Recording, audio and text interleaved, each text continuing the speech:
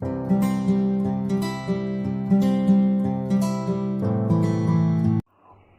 Friends, स्वागत है आपका मेरे यूट्यूब चैनल दीप क्लासेस में, जिसमें हमारा आज का टॉपिक है बीन भी ना हूँ मैं तुम्हारी रागिनी भी हूँ।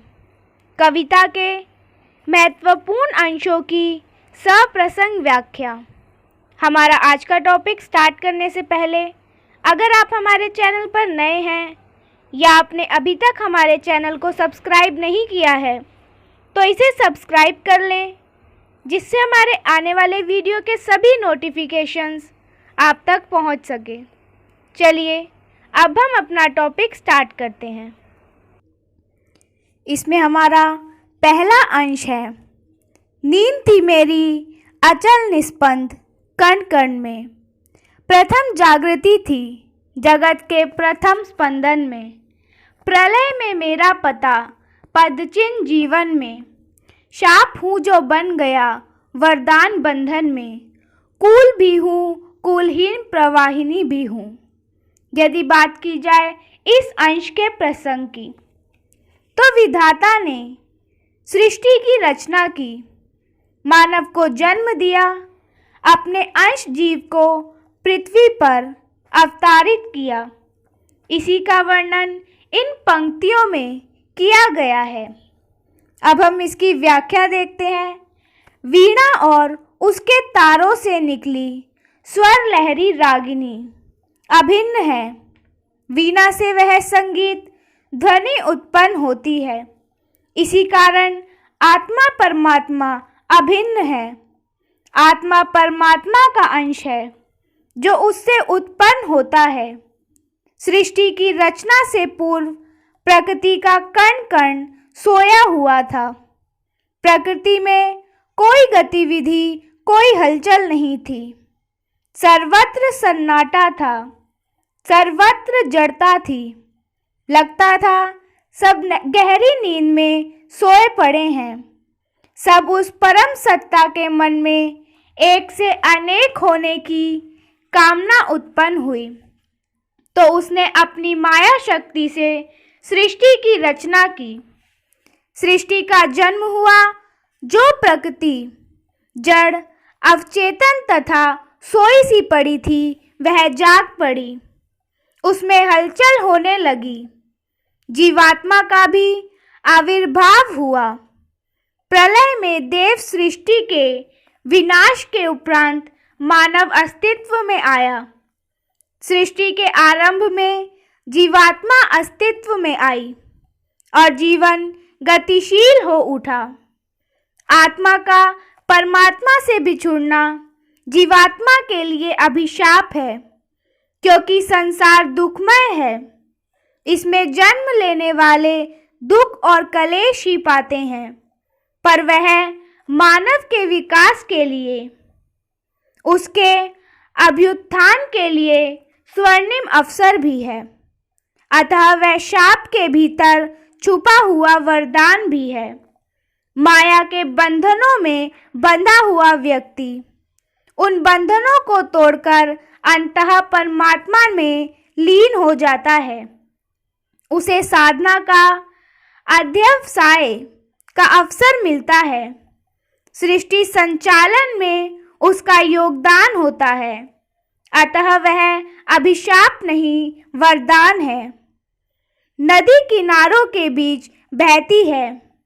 लगता है वह किनारों में बंधी है। उसकी सीमा है, परंतु वह किनारों को तोड़कर कूल विहीन होकर अपना विस्तार भी करती है। इसी प्रकार आत्मा समीप है, शांत है। उसकी शक्ति सीमित लगती है, पर परमात्मा का अंश होने के कारण अपने प्रयासों से, साधना से वह अनंत असीम विराट भी बन सकती है, परम सत्ता में विलीन होकर। यदि बात की जाए इस अंश की विशेषताओं की, तो इसकी पहली विशेषता है अद्वैतवादी दर्शन, जो आत्मा परमात्मा को अभिन्न मानता है। दूसरा, सृष्टि की उत्पत्ति के संबंध में भारतीय दर्शन के अनुरूप विचार।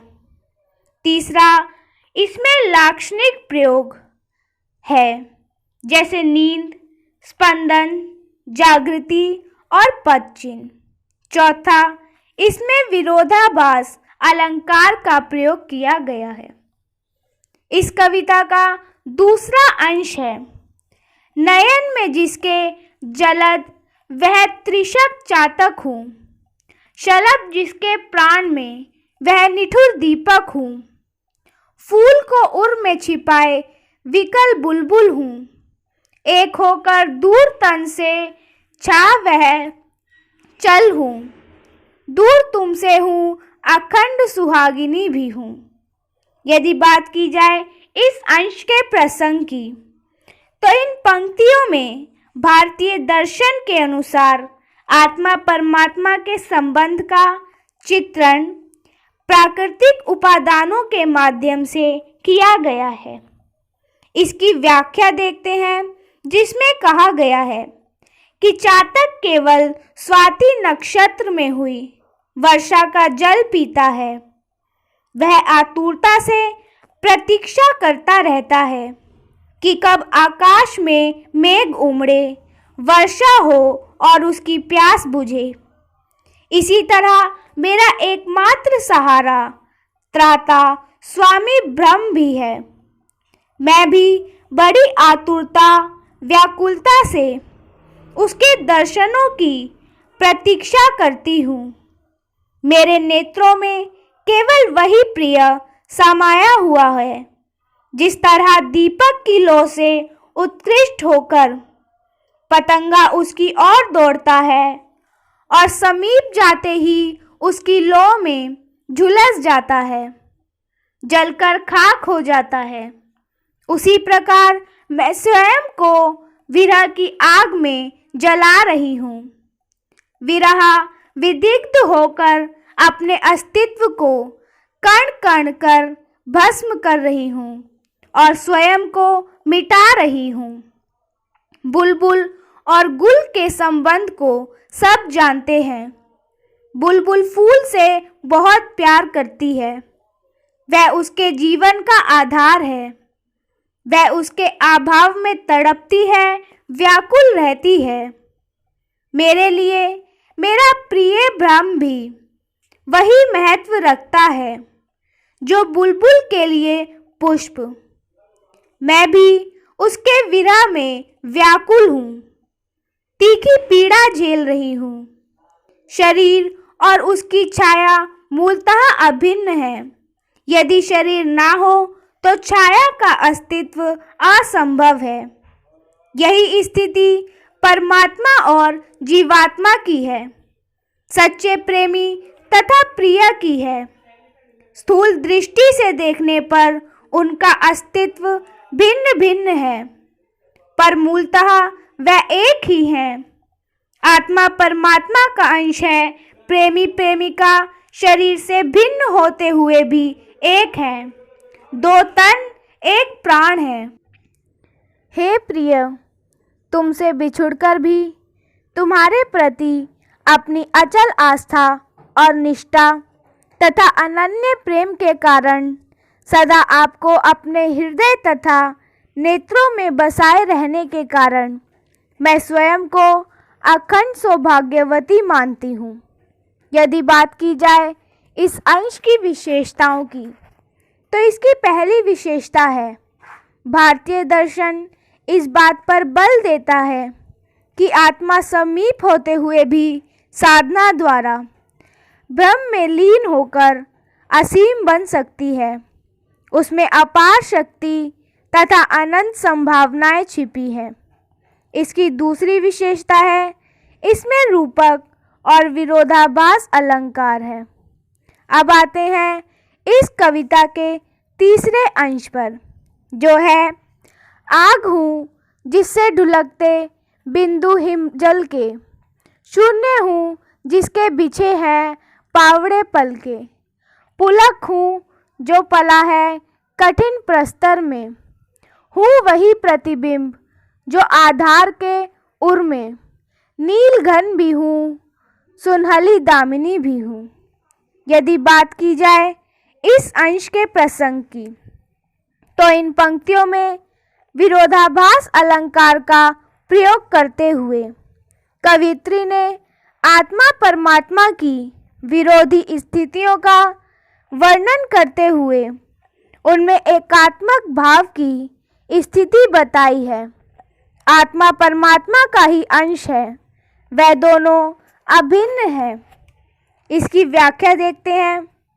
अग्नि दाहक होती है, उसकी तीव्र ऊष्मा तथा लपटों के संपर्क में आते ही कोई भी पदार्थ भस्म हो जाता है।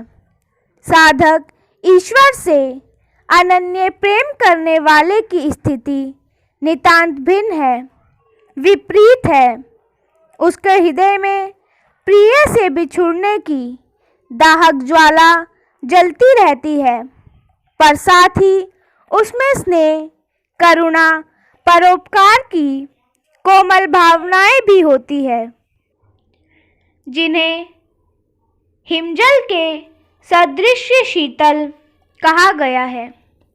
प्रिय के बिना, उसके अभाव में मेरा मन सूना है, भावविहीन है, पर मैं उनकी प्रतीक्षा में अपने पलक पावड़े बिछाए आतुरता से उनके आगमन और दर्शन का इंतज़ार करती रहती हूँ। पत्थर कठोर होता है, उसमें तनिक भी कोमलता, आर्द्रता नहीं होती, पर मैं कठोर साधना करती रहती हूँ।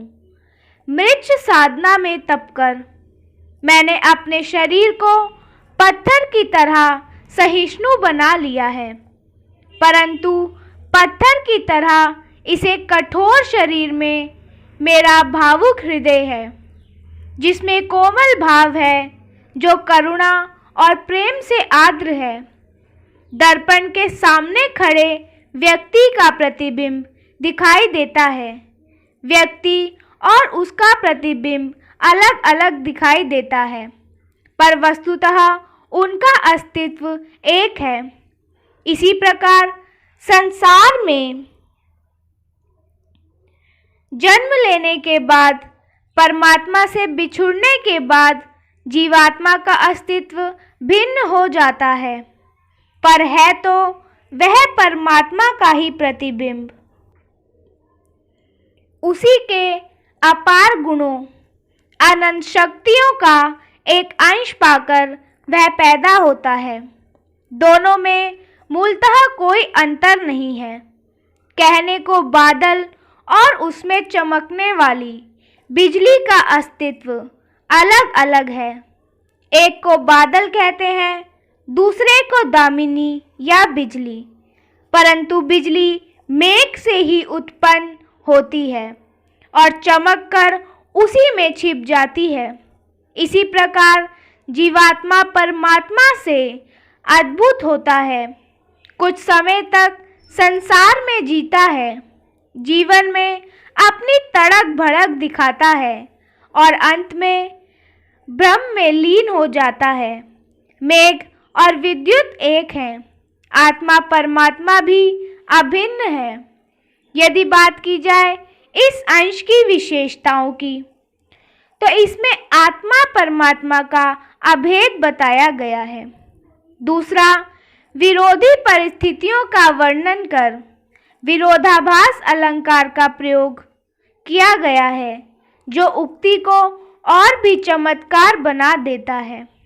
तीसरा, इसमें मुहावरे का प्रयोग है। और चौथा, लाक्षणिक भाषा प्राण, हिमजल और प्रस्तर है। इसी के साथ हमारा आज का टॉपिक यहीं ख़त्म होता है, जिसमें हमने जाना बीन भी हूँ मैं तुम्हारी रागनी भी हूँ कविता के महत्वपूर्ण अंशों की सप्रसंग व्याख्या के बारे में। अगर हमारा आज का वीडियो आपको पसंद आया हो तो वीडियो को लाइक एंड शेयर करें और हमारे आने वाले सभी वीडियो के नोटिफिकेशंस के लिए हमारे चैनल को सब्सक्राइब करें। Thank you for watching.